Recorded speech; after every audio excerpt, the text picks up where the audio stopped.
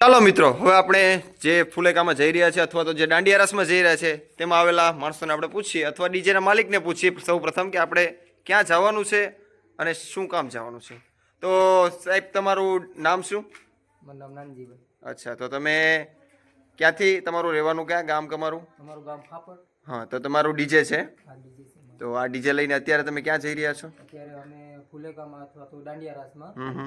જે વડક કરીને સીમ છે અચ્છા, વડક કરીને. એ સીમમાં આજે અમારે દાંડિયા રાસ રાખેલા છે. ઓકે. અને ત્યાં દાંડિયા રાસમાં અને આ ક્યાં, ઉના તાલુકામાં જ આવેલું છે? હાજી, ઉના તાલુકામાં જ ફાપડની બાજુમાં જ છે. કાપડની બાજુમાં જ છે. ઓકે, તમારા ડીજેનું નામ શું? મેલડી સરકાર. Okay, Meldi circle. તો મિત્રો સાંભળ્યું, અત્યારે આપણે હવે એની બાજુમાં બેસેલા એક ભાઈને આપણે પૂછીશું. ભાઈ, તમે અહીંયા બસ અહીંયા જ છે વાડીએ છે. બાજુમાં વાડીમાં જ રહ્યો છો?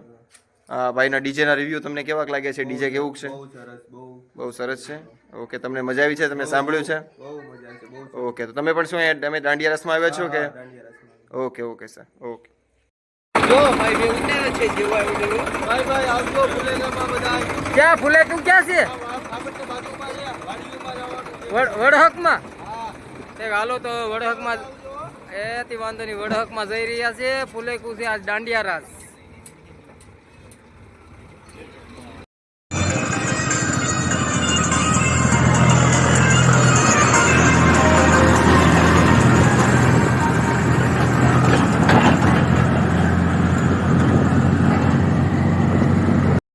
ચાલો મિત્રો, આપણે હવે અહીંયા પૂછી ગયા છે વડકની સીમમાં. ત્યાં ડીજે પાસિંગ કરી દીધું છે. હજી આ લોકોને તો ઘણી બધી વાર લાગે એવું દેખાય છે. હજી તો પીઠીઓ હળદરનું કામ બાકી છે. પીઠીનું કામ પતી જાય પછી આપણું ડીજે ચાલુ થશે મિત્રો.